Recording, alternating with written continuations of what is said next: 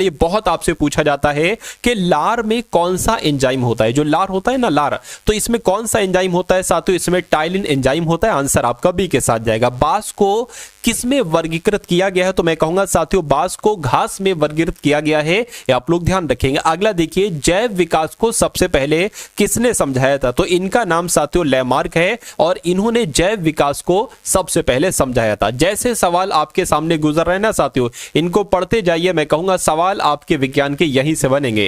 यानी कि इनमें से कौन सी गैस वायु को प्रदूषित नहीं करती है? तो मैं कहूंगा पहला मैंने पढ़ा ऑक्सीजन, यानी कि O2। ऑक्सीजन थोड़ी ना वायु को प्रदूषित करती है। उसके बाद देखिए अगला सवाल है, कह रहे कि ऑर्निथोलॉजी में किसका अध्ययन किया जाता है? तो किसका अध्ययन किया जाता है ऑर्निथोलॉजी में? मैं कहूंगा पक्षियों का अध्ययन किया जाता है ऑर्निथोलॉजी में।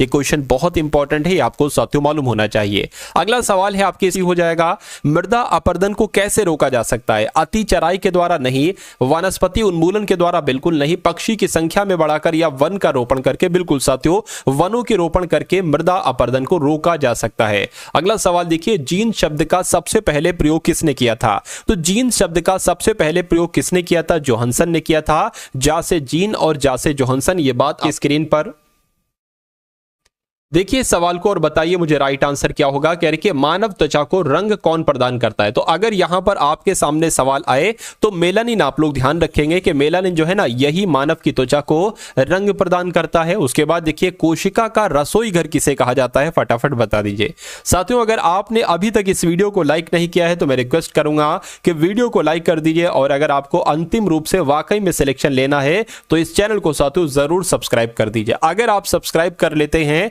और आपके एग्जाम तक जो आपको कंटेंट दिया जाता है, मैं कहूंगा अगर पढ़ लेते हैं तो वो आपके लिए काफी होगा।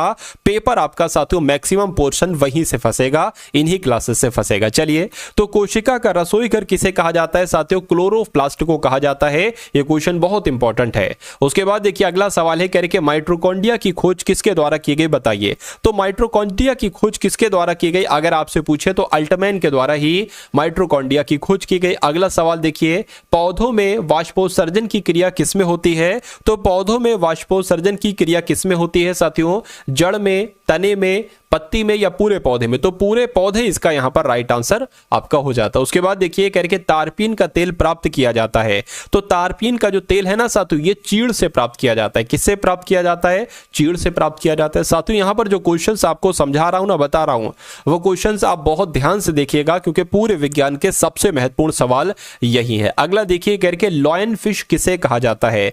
तो लॉयन फिश की अगर बात करें, स्टिंग रे को नहीं साथियों, टेरोइस वेलियंस को कहा जाता है। मैं कहूंगा बिल्कुल सही, यानी कि आंसर आपका जो जाएगा वो ऑप्शन नंबर बी के साथ जाएगा। लॉयन फिश किसे कहा जाता है? तो टेरिस वोलियंस को कहा जाता है। आंसर आपका बी हो गया। अगला देखिए कह रहे कि जीवन चक्र की दृष्टि से पौधों का सबसे महत्वपूर्ण अंग कौन सा है? तो देखिए सबसे महत्वपूर्ण अंग की जब हम बात करते हैं तो पुष्प यहां पर आपका राइट आंसर हो जाएगा। तो दोस्तों एक क्वेश्चन आप सभी लोगों के लिए, इसका कौन सा आंसर सही होगा कमेंट